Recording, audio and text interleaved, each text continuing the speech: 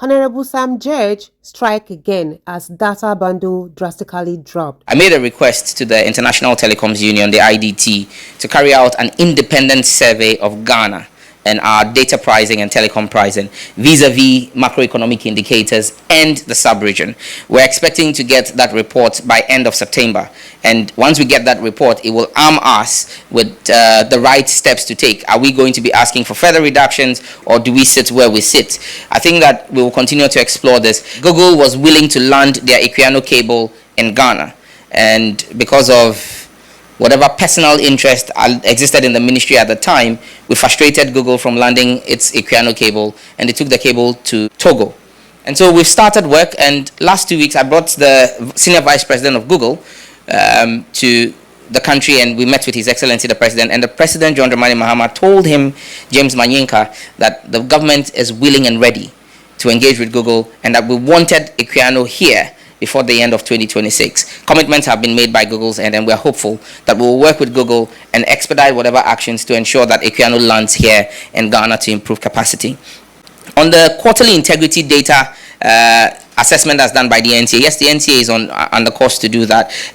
We rolled out this on the 1st of July, which was the beginning of the third quarter. So it's a quarterly thing. So they're going to do the survey July, August, September for Q3, and then present the report. So once we get that report in Q3, we'll definitely make that available to the public. But another regulatory directive I've given to the NCA, which is being explored right now, is, you see, when you make phone calls, at times you get a pop-up message that tells you that you spoke for this long and this amount of your credit has gone, so this is your balance. We're trying to see if we can work with the telcos to ensure that at the end of every day, they also send you a pop-up message like that, that gives you on a daily basis, a report of what your data usage has been, so that it's also able for you to then work. Because every one of the cases I've investigated, we've had to request for the CDRs, and so it's the CDRs that allow us to then determine what your data records have been. But if you also, as a customer, is giving a daily update, it lets you understand if something is going off or if there's something wrong with your system. I think that provides us more transparency, and so we've asked the NCA to explore that with the MNOs. So you have some of the areas where the masts have been constructed, but there's no traffic running through there. So people say that they see the mast, but it's not working. And so we've engaged the contractor, Ascend Digital, and we're asking for them to complete that. And then we are dispatching them to complete their almost 500 sites that have not been started at all. And so we're hoping that before the end of this quarter, they would go back. We're doing full audits of it, and they've not been paid fully. There's still some money that is owed them. We will not authorize the release of those payments until we see full execution of the project. Guys, I can see the Ghanaian government are working hard to making Ghana a better place to live, and we appreciate them for that, because it's not easy for you to put your citizens first before any other thing. Take a look at my dear country, Nigeria. Take a look at what is happening. Our leaders are selfish. Everybody wants something for him or herself. That is what is bringing confusion and hatred among us in Nigeria, guys. Let's take a look at this video, and I'll be right back. Data pricing, and whether we want, people are asking for further reductions. I mean, it is fair that people would ask for more, but it must be driven by the fact and the science. And so I made a request to the International Telecoms Union, the IDT, to carry out an independent survey of Ghana and our data pricing and telecom pricing vis-a-vis macroeconomic indicators and the sub-region. We're expecting to get that report by end of September. And once we get that report, it will arm us with the right steps to take. Are we going to be asking for further reductions, or do we sit where we sit? I think that we will continue to explore this. But let me also be clear that a lot of this is market forces driven. So it's a demand and supply thing. And that's why I believe that the previous administration did us great disservice, where Google was willing to land their Equiano cable in Ghana. And because of whatever personal interest existed in the ministry at the time, we frustrated Google from landing its Equiano cable, and they took the cable to Togo. Why is Equiano critical for the cost of data in Ghana? There are currently 5 cables that land in Ghana, submarine cables that land in Ghana. If you put the 5 cables, the capacity together, that capacity is less than 70% of what Equiano alone carries. So if Equiano had landed here, it's a supply market, it's a demand and supply thing. When you have double the capacity in country, automatically the prices will drop. And so we've started work, and last 2 weeks I brought the Senior Vice President of Google to the country, and we met with His Excellency the President, and the President, John Dramani Mahama, told him, James Manyinka, that the government is willing and ready to engage with Google, and that we wanted Equiano here before the end of 2026. Commitments have been made by Google's end, and we're hopeful that we'll work with Google and expedite whatever actions to ensure that Equiano lands here in Ghana to improve capacity. On the quarterly integrity data assessment that's done by the NTA, yes, the NTA is on the course to do that. We rolled out this on the 1st of July, which was the beginning of the third quarter. So it's a quarterly thing. So they're going to do the survey July, August, September for Q3, and then present the report. So once we get that report in Q3, we will definitely make that available to the public. But another regulatory directive I've given to the NCA, which is being explored right now, is, you see, when you make phone calls, at times you get a pop-up message that tells you that you spoke for this long and this amount of your credit has gone, so this is your balance. We're trying to see if we can work with the telcos to ensure that at the end of every day, they also send you a pop-up message like that, that gives you on a daily basis, a report of what your data usage has been, so that it's also able for you to then work. Because every one of the cases I've investigated, we've had to request for the CDRs, and so it's the CDRs that allow us to then determine what your data records have been. But if you also as a customer is giving a daily update, it lets you understand if something is going off or if there's something wrong with your system. I think that provides us more transparency, and so we've asked the NCA to explore that with the MNOs. Shadrach from Metro TV asked about the rural telephony sites, abandoned projects, what is next? Very true. There are about 400 of the 1,500 sites that had been on paper constructed that have equipment at different levels of erection. Why are people laughing? Okay, different stages of construction. My choice of words are very interesting. Anyway, and so you have some of the areas where the masts have been constructed, but there's no traffic running through there. So people say that they see the mast, but it's not working. And so we've engaged the contractor, Ascend Digital, and we're asking for them to complete that. And then we are dispatching them to complete their almost 500 sites that have not been started at all. And so we're hoping that before the end of this quarter, they would go back. We're doing full audits of it, and they've not been paid fully. There's still some money that is owed them. We will not authorize the release of those payments until we see full execution of the project. And he spoke about data access in rural communities. That's where the real challenge is, because you see, most of these cell sites were 2G and 3G sites, the rural telephony sites. Most of what were built were 2G and 3G. And so you realize that a lot of the data experience is actually 4G. So in those areas, even though they are rural telephony sites, if you are in a rural part of the country or driving through a rural part of the country and you are on the rural telephony network, your data experience is almost non-existent. You can only make voice calls. And that's why for us as a ministry, we've indicated that we're going to review RTP1 and RTP2, which is the rural telephony projects, see how well we can upgrade them to 4G sites to be able to give data experience there. And as we begin to explore RTP3 sites will all be 4G and 5G enabled, because we believe that you must not only take voice to the rural community, you must take data as well, because that's the only way you can bridge the digital divide. Kamala from TV3 asked about NGIC and the previous claim. I think it was sometime in November 2024 that the previous administration launched with fanfare 5G. Let's just say that it was smoke screens and voicemail. There was actually no fact. I mean, even that day at that center where they launched the 5G, there was no 5G network, and there is no 5G anywhere.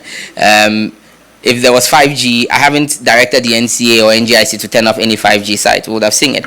But I think it's such smoke screens and gaslighting from the previous administration that made the Ghanaian people give such a decisive victory to President Mahama. And that's why for me as his Minister for Communication, Digital Technology and Innovation, I'll be truthful and honest with the Ghanaian people. We have no 5G service in the country. NGIC has received all the necessary approvals. In fact, last 2 weeks, I gave the final connecting entity license approval for MNOs. They're asking for an additional license for ISPs, which I have declined. My argument is simple. You have a license. You've had it for almost 3 years. At the very least, I've given you the authority and the license to regulatory approval for you to connect to MNOs. Focus on that and roll out with MNOs. Why do you want me to add additional ISP licenses for you? No, deal with MNOs. Let's see that you've rolled out with MNOs. 6 months after you've rolled out with MNOs, we'll consider granting ISP licenses as well. But for now, like I have indicated, if by end of Q4 we do not see a full commercial rollout on telecom operators of the NGIC 5G network, we would take away the exclusivity clause and then review the entire license arrangement in the interest of the Ghanaian people. Wisdom from XYZ asked about the 1 million coders and asked what next after the 1 million coders. That's why we're focused on doing these partnerships with global giants. So if you're one of the 100,000 who get trained by Huawei, and then we're trying to move you off into one of the telecom giants to work, most of the telecom giants are running Huawei systems anyway. Huawei is one of the biggest telecom operators or in OEMs, original equipment manufacturers in the world. So if you are trained and certified by Huawei, you have a better chance than even many university graduates in being employed by the sector you've been trained in, because you've been trained by those who manufacture the equipment themselves. It's the same thing we've done with Google. Google is the biggest search engine in the world, and today Google has the certification programs. In fact, 100,000 certificates that Google has given to us is valued at almost $2 million. So when you're trained by Google, and we're working very closely with Simon Maggi at GIPC to bring in a number of business process outsourcing and knowledge process outsourcing jobs here. In fact, the BPO market is $4 trillion. Now, imagine if Ghana could attract even 10% of that market into our economy and what that will do for us. But to attract BPOs, they want to be sure that you've got the requisitely skilled people in data governance, in data forensics, in data management, cybersecurity. If we trained them just regularly, they will be certified, they'll be well trained, but their trainings are not international. But if the training they undertake is Google certified, when you bring in a BPO or a company from Europe or from America to set up in here, and you tell them I have 100,000 data analysts trained and certified by Google, that immediately opens up the market. And so what we're trying to do is position Ghana as a key player in the BPO ecosystem. We want to take part of that market away from India and the Philippines, which currently run this $4 trillion market, to bring at least $400 million worth of that here. And there's track record. President Mahama did it in his first, the sense that the two people who question normally have very lengthy questions, but they've pleasantly surprised the Minister for Government Communications. Akosua City and Channel 1, unauthorized broadcast of films and copyright infringement. It's not just limited to Nigerians. In fact, yesterday at home, my wife drew my attention to a complaint, I think by Kalsum Scenario or something, of a new movie she shot, which was being aired on Zandi Kamel, her movie, which is just released, being aired and broadcast on national TV. Now, let's be clear. Myself and my brother Felix have very intertwined mandates when it comes to TV. As the Ministry of Communications, we deal with licensing. Now, the Ministry of Government Communication will have oversight of the agencies that deal with content.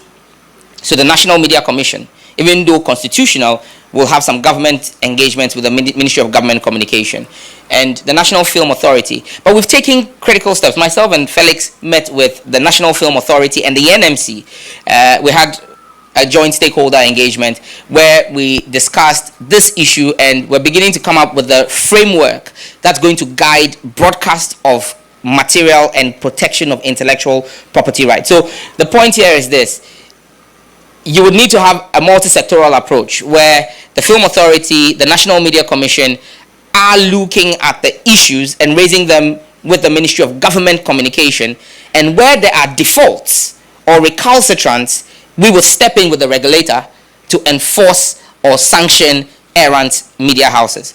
In fact, let me just state that I'm writing officially to the National Media Commission, and that letter is to give the National Media Commission a 30-day mandate. And it looks like I like 30 days. But I'm giving them a 30-day mandate to take advantage of resource that the NCA, which is under my ministry, has put at their disposal, the Broadcast Monitoring Center. The NMC has always complained that they don't have capacity. We have built capacity as the NCA. But because by law we don't deal with content, we've made that available to the NMC. We record and store for at least 90 days every single broadcast in this country, both radio and TV. It comes at huge expense to us at the NCA. We could be using that money for something else, but we've put it at their disposal. If the NMC fails to fulfill their mandate of dealing with content, the NCA may be forced, in the interest of public safety and morality, to begin to take licensing action on the basis of unwholesome content that we are seeing. We will not, under the watch of President Mahama, allow what happened under the previous administration, where ritual content drove 10-year-olds to commit murder of their own friend in Kaswa. We call on the NMC to step up its work and do what is right. I know there's a new commission, and I'm urging them to take advantage. We at the NCA and at the ministry are willing and ready to comply and work with them. They need to clamp down on fetish practices and money doubling schemes that are going on TV. That is unwholesome content. And so the NMC is being called to do their work. We would support them. Maxwell, Joy, UAE Hub. I mean, if you've been bitten by a snake before, when you see an earthworm, you'll be worried. I mean, but let me be clear. This is no Hope City. This is called the Innovation Hub. And this is being led under the auspices of His Excellency John Dramani Mahama. I give you full assurances. Like I said to you, just last Wednesday, we went to the Lands Commission to identify the land. The site plans are being developed. The project management office has been set up already. And the Emiratis are serious people, just as serious as the Ghanaians are. We are not going to play around with this. This, for me, is a legacy issue. And we will ensure that it is executed in phases, and I'm sure that as construction starts in 2026, we'll invite you for you to come and see the work that's going on there. What we are doing is a critical need. The world needs an AI footprint on the African continent, and we've taken leadership as Ghana over the last 7 months in what we're doing legislatively. And so you've got a lot of African workloads today being processed out of Dubai and the GCC, but those African workloads should be processed here.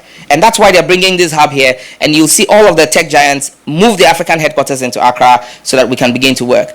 It's a commitment we've made. It's a commitment we will keep. We promised to drop data prices and increase the bundle. We delivered. We've promised now that DSTV would either comply or pack up and go. We've delivered. We are promising you an innovation hub. We will deliver. Thank you. With a number of options on what the way forward with Airtel Tigo will be. I'm sure in the next 30 days, we'll make a national announcement on what will happen with Airtel Tigo.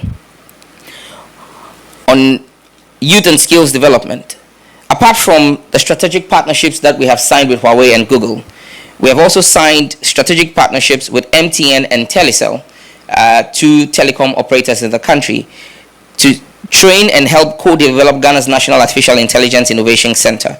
This agreement will see the commitment of critical resource to the training of 5,000 young people in artificial intelligence and related digital skills over the next 18 months. MTN Ghana, as part of their contribution to government, is building a $25 million Artificial Intelligence Innovation Center at the Accra Digital Center in Circle.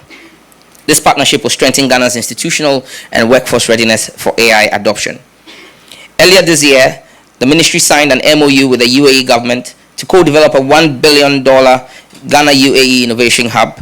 The project will anchor high-tech manufacturing, startup incubation, and digital services with a multi-phase construction scheduled to commence in 2026. Currently, we have just completed work with the Lands Commission in identifying the 25-kilometer square land in Dawa in the Ningo Prampram district to begin the construction work. In conclusion, the Ministry of Digital Communication, Digital Technology and Innovation continues to reaffirm its commitment to building a secure, inclusive and innovation-driven digital economy. The first half of 2025 has seen tangible results in law reform, digital inclusion, infrastructure rollout, sector regulations and strategic partnerships. As we enter the second half of the year, we remain focused on consolidating these gains and delivering a digital Ghana that benefits every citizen, every business, and every region.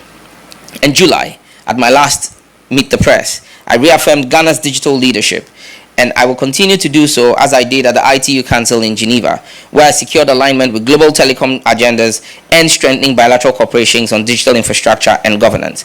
I wish to express my sincere appreciation to all the agencies of the ministry, our partners, our stakeholders, and Ghanaians who have supported and engaged with our work so far. Together, we are shaping a digital future that is equitable, that is resilient, and full of opportunities for all. But before I end, let me just touch on one other thing we have done as a ministry, has been in the area of law enforcement, from the Cybersecurity Authority.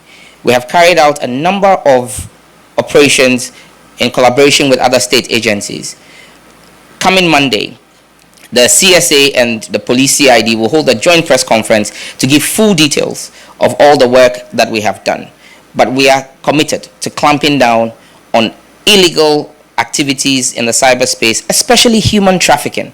We're seeing a lot of human trafficking happen in the country, but I want to say a very big thank you to the leadership of the Cybersecurity Authority and our allied security agencies in the national security architecture who have worked with us to keep Ghana resilient. Thank you. Guys, one very good thing I love about the Ghanaian government is their sincerity and how they are being open to their citizens. Can you imagine? These are questions asked by citizens, and Honorable Sam George came out to answer them one by one. I wish our government, our leaders in Nigeria will come out and answer our questions the way Ghanaian leaders are doing to their citizens. What would you call these guys? Is this not a special treatment? Yet, Nigerians will come online saying all manners of things to Ghanaians. Look at the benefit these people are enjoying. Tell me, Nigerians, are you guys enjoying little, let me just say, not even full, quarter of this kind of treatment in your country? You don't even have right to come out and say a word about common politicians. You don't have right. When you say pim, they will do you boom. Things the government is supposed to talk about, supposed to fix, they are not doing that things, but rather they are using, like channeling their energy into doing some kind of things that are not important. Where we no one see them, now where did they go? Busybody want kill some people. Shao, please, Nigerian government, focus on, building your country. Yes, listen to the voices of your citizens because they are the ones who choose you to be on that seat. By the time you start doing that, then things will start moving well for you in Nigeria. Well, what do I know, guys? Let me know your thoughts in the comment section. Don't to like, subscribe to the channel. Share this video to as many eyes out there. I believe they'll watch and learn from it. I love you guys always. Bye.